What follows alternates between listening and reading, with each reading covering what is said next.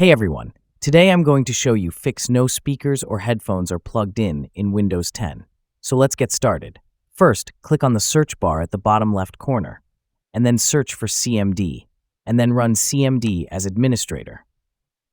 Once you are in, then enter the prompt that I am entering.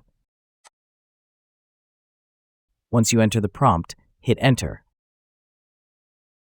and then enter another prompt. Once you enter it, hit enter, and after that, your problem will be fixed. If not that, then right-click on the Start menu at the bottom left corner, and then click on the Device Manager.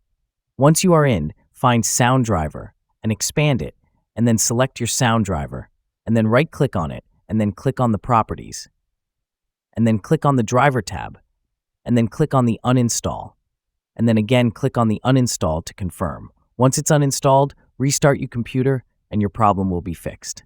And that's it! If you found this video helpful, give it a thumbs up and subscribe to our channel for more tech tips.